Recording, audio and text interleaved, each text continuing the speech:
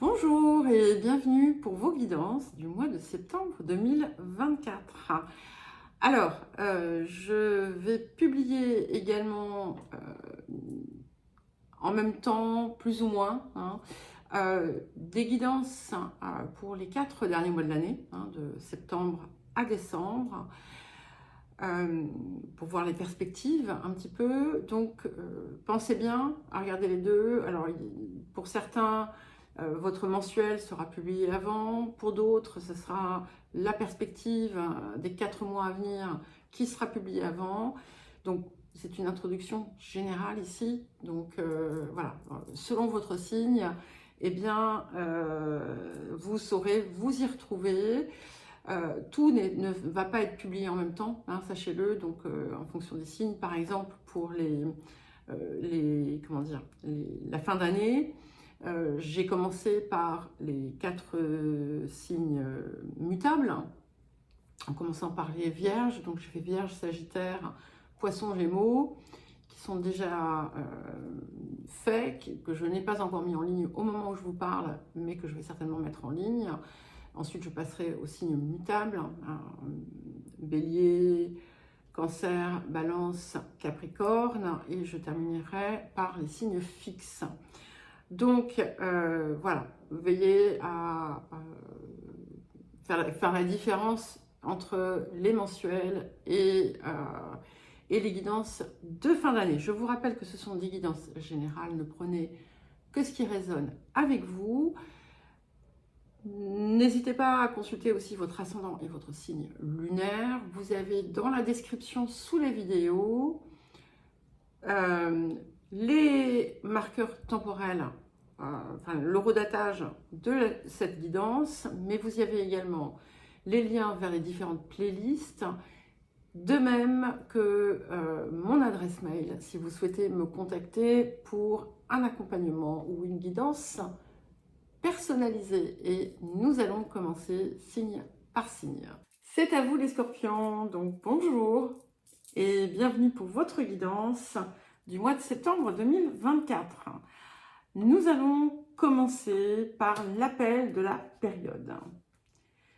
Alors, nous avons la carte 11 qui est la carte du conseil. Et comme très souvent, on a des similitudes avec la guidance des balances et qui était marquée par le 2, ce qui est votre cas ici. On commence par ça. Donc cette carte du conseil vous rappelle en fait que vient vous dire en quelque sorte d'écouter avec vos sens intérieurs, avec votre guidance intérieure, de les suivre avec attention et de ne pas confondre la guidance intérieure avec la voix lancinante de l'ego qui vous dit que vous ne pouvez pas, que vous n'êtes pas prêt, que vous n'avez pas assez, que vous n'êtes pas à la hauteur, etc., etc.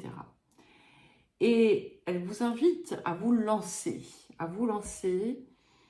avec confiance aussi, et à laisser en fait vivre le feu intérieur, à comprendre que ce tout dont vous faites partie est là aussi pour vous porter dans votre réalisation.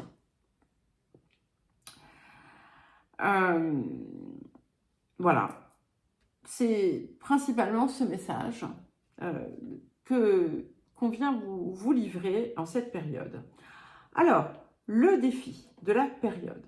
Ok, nous avons la carte 64 qui vous parle, donc qui vous dit la mutation avant la réalisation. Donc, on est sur une période de changement, de transition.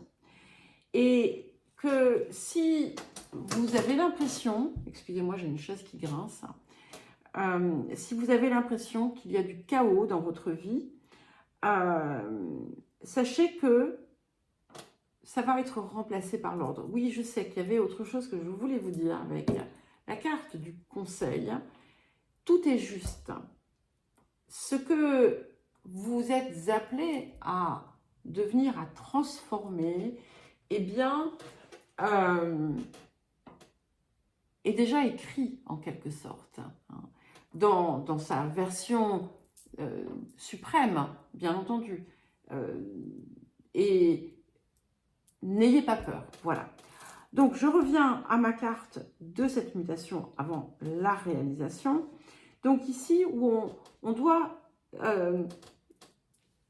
œuvrer avec une forme de circonspection, justement parce qu'il y a ce conflit entre la voie des sens, la voie de la guidance et la voie de l'ego. Et de savoir, c'est là qu'il va falloir peut-être utiliser le mental pour justement savoir discerner l'un et l'autre. C'est assez simple, hein, en général, l'ego va être plutôt négatif, alors que la guidance intérieure va être plutôt positive. Voilà, donc c'est un peu schématisé, mais je pense que vous voyez ce que je veux dire. Et pas de précipitation, donc on avance, mais on ne se précipite pas. Et on contient aussi, on régule son énergie. Et ça ne va pas forcément être facile parce que vous allez peut-être vouloir mettre la charrue avant les bœufs en cette période. Prenez votre temps. Qu'est-ce que la période vous apporte? Eh bien, nous avons encore du 11, la carte 29, donc 11, 2, hein, et qui est la carte donc, où on vous rappelle en fait que l'on pense à vous, hein, mais quand on pense à vous, c'est que vous faites partie de ce tout, que vous êtes comme guidé, protégé, inspiré. Et il y a des synchronicités qui vont certainement vous confirmer ces ressentis. Donc naviguer finalement entre cette guidance intérieure et ce que vous pouvez observer, qui vous montre que vous êtes dans votre axe, dans votre ligne. C'est le moment pour vous, en fait, hein, de prendre de l'expansion, de vous déployer dans votre rayonnement, hein, et d'embrasser finalement toute la part supérieure qui peut être représentée par votre archétype. Le domaine de l'activité, de la vie quotidienne, de la vie professionnelle, selon où vous en êtes, hein, selon ce que vous faites dans votre vie, selon votre statut. Les énergies du passé. Alors, nous avons la carte des présents et la carte de la réussite. Donc, ce que ça vient indiquer ici, c'est qu'à un moment donné, vous avez eu une récompense, une gratification, vous avez été marqué par un ressenti de réussite autour de quelque chose qui a été, on va dire, peut-être pour certains et certaines, une forme d'heure de gloire. On a deux cartes solaires ici, où vous avez ressenti comme une forme d'accomplissement et effectivement, oui, de gratification. Ça peut être proche, ça peut être ancien. Il y a quelque chose autour de cela qui revient à l'ordre du jour, puisque c'est ce qui apparaît. Avant de regarder la suite, ce que j'ai envie de vous dire, c'est que si cette énergie sort ici, c'est qu'il va être utile pour vous de vous réapproprier cette énergie, de l'intégrer, de la ressentir pour pouvoir justement avancer vers cette évolution qui vous tend les bras. Hein. Vous êtes à un moment important, clairement. Alors, les énergies du présent. Et nous avons la carte 9, Uranus. donc qui nous parle de quelque chose d'assez soudain, d'inattendu. Ça peut être un coup de chance, une opportunité, un revirement incroyable. C'est quelque chose qui arrive voilà, de façon très soudaine dans votre vie, qui apporte du changement. Vous pouvez être l'instigateur de ce changement, comme il peut être déclenché par quelque chose d'extérieur. Il peut y avoir quelque chose de très original que vous créez ou que vous mettez en œuvre ou que vous faites dans votre vie. Peut-être que vous allez recevoir de l'énergie du Verseau. Hein. Il ne faut pas oublier que vous êtes dans la grande croix carrée du Verseau. Donc, il y a une résonance avec vous. Et étant donné que vous êtes un signe fixe, ici, avec cette carte d'Uranus, eh bien, on va vous inviter justement à accueillir ce qui va vous sortir finalement de votre façon d'être, de faire, de concevoir habituelle. Alors, qu'est-ce qui arrive? Eh bien, nous avons, waouh, 6 de bâton et 7 de coupe. Donc, effectivement, cette énergie de victoire que vous avez pu ressentir, de réussite que vous avez pu ressentir par le passé, arrive. Il y a quelque chose de nouveau, d'inattendu, alors pas forcément nouveau, mais en tout cas d'inattendu, qui vous apporte un succès, une réussite importante. Vous allez avoir cette sensation d'accomplissement et ça va vous ouvrir, avec le 7 de coupe, pas mal de portes, hein, de possibilités. Vous allez vous rendre compte aussi peut-être que vous vous étiez limité et là, eh bien, vous allez ouvrir davantage encore. Alors, les énergies du futur, et nous avons la carte 19, donc le reflet, qui vient à nouveau vous parler de cette intuition puissante. C'est comme si vous alliez avoir un accès direct, finalement, qui ne sera plus pollué par la voix de l'ego, donc qui est encore présent par moment. Et ce qu'on vous invite à, comment dire, à développer là maintenant, et c'est vrai que c'est quelque chose dont le Scorpion est assez connu pour ses ressentis, mais voilà, il peut y avoir parfois quelque chose qui vient effectivement dévier. Et là, ici, l'accès est pur, hein. L'accès est plein. Alors, il peut y avoir aussi des possibilités, et ça revient souvent, de voyage, l'importance de l'eau, hein, mais ce que vous allez, je crois que ce qui va se produire là dans les temps qui viennent va amplifier votre confiance dans vos ressentis, dans comment dire, le côté aussi, la certitude de ce qui vient vous tendre les bras. Et ça va créer comme une nouvelle dimension pour vous. Ça va élargir votre champ de compétences et tout ce que vous êtes en mesure de faire. Alors, le relationnel, les énergies du passé. Nous avons la carte de la maladie et la carte du hasard. Alors, ça va être différent, hein. Pour certains et certaines,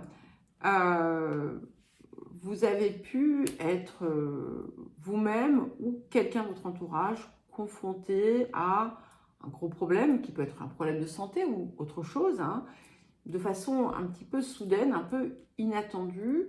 ça a pu vous dérouter ou changer certaines perceptions, certaines perspectives.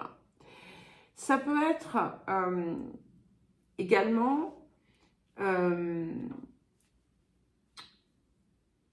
une forme de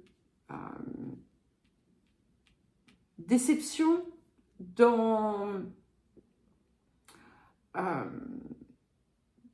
les relations que vous pouvez percevoir comme une forme de malchance. Oui, il y a cette idée de malchance que vous pouvez ressentir. Et voilà, on va voir ce qui vient sur le présent. Ok. Ça peut être aussi, excusez-moi, hein, parce que parfois ça me vient alors que je suis en train de parler d'autre chose. Ça peut être également, ça peut également indiquer que, alors que vous n'y croyez plus, il s'est passé quelque chose d'inattendu sur le plan relationnel. Ça peut être une rencontre ou toute autre chose. Alors, ensuite, donc, nous avons la carte 30 qui est la carte de la maison 6. Et ici, il y a une attention toute particulière qui doit être apportée aux détails. Alors, attention, parce que ça peut être un piège aussi, hein, mais c'est en train de vous dire que tout est important. C'est en train également de vous dire que vous devez porter un soin tout particulier à votre corps, à la façon dont vous vivez, à la façon dont vous vous nourrissez, à vos routines. C'est quelque chose qui vous demande aussi d'avancer avec, encore une fois, circonspection, de montrer, d'être méticuleux, méticuleuse, hein, de montrer vraiment une attention importante et de comprendre aussi que votre corps, c'est une boussole, c'est un panneau de signalisation. Donc, certainement que il vous parle lorsque vous êtes en compagnie de telle ou telle personne. Et on vous invite à l'écouter. Donc, quand on vous dit tous vos sens intérieurs, ce sont également les sens extérieurs. Hein. Alors, qu'est-ce qui arrive? Eh bien, nous avons la reine de coupe et le 10 d'épée à l'envers. Donc, ici, il y a quelque chose d'important en lien avec une énergie féminine de votre entourage. Alors, peut-être que vous pouvez apprendre les problèmes ou au contraire, la fin des problèmes d'une femme.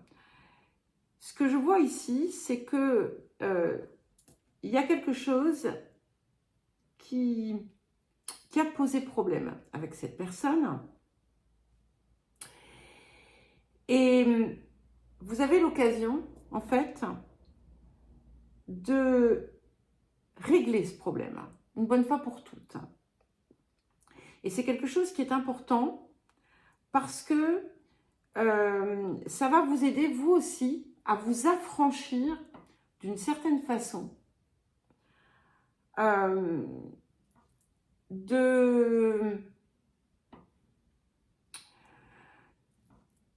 d'un comportement qui pouvait parfois vous être préjudiciable.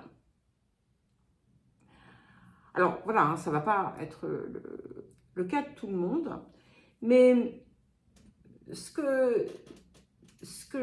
la finalité en fait, c'est qu'il y a quelque chose qui va venir se résoudre et on ne va plus avoir besoin d'aller chercher la souffrance ou le conflit, parce que on va être à l'équilibre dans son cœur, dans son intuition, que vous soyez homme, que vous soyez femme. Hein. Il y a vraiment quelque chose ici, c'est vous-même, d'une certaine façon, qui allez vous guérir.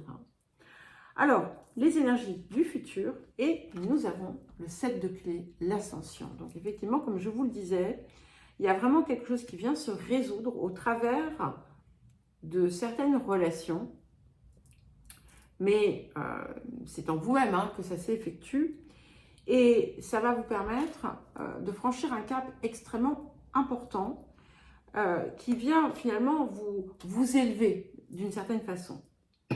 Pardon, excusez-moi. J'espère que c'est pas indigeste ce que je vous raconte. Alors, le rapport à l'abondance, et nous avons libérez-vous de la jalousie. Alors, c'est pas forcément la jalousie, hein, même si ça peut l'être.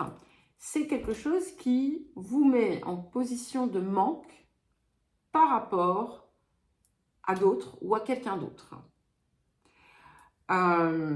C'est quelque chose qui se passe à l'intérieur de vous. Hein. C'est quelque chose qui vous invite à vous laisser inspirer par ce que vous pouvez voir à l'extérieur, plutôt que de le laisser vous miner. Si vous avez la sensation que d'autres vous jalousent, par exemple, c'est à vous aussi de voir pourquoi vous avez ce ressenti, ou pourquoi ça se produit, parce que vous pouvez là aussi vous libérer de l'impact négatif que ça peut avoir. Si vous portez une rancœur quelconque, une rancune autour de quelque chose, il va être important, là aussi, de vous en défaire. Peut-être que vous ne le voyez pas, hein, ça peut être quelque chose qui vous est arrivé par le passé, et vous gardez encore ce souvenir avec quelque chose de négatif à l'intérieur de vous, eh bien, sachez que ça agit comme un poison. Donc, là aussi, on libère. Tout ce qui vous met dans la posture de « je n'ai pas cela » doit vous interpeller. Voilà. Alors, ça peut vous paraître incongru, ce que je vous dis, mais c'est vraiment important parce que si vous laissez aller un petit peu vos ressentis, si vous changez votre perspective, vous allez certainement comprendre ce que je suis en train de vous dire. Voilà pour vous les scorpions, je vous souhaite un très joli mois de septembre. Je vous embrasse et je vous dis à très vite.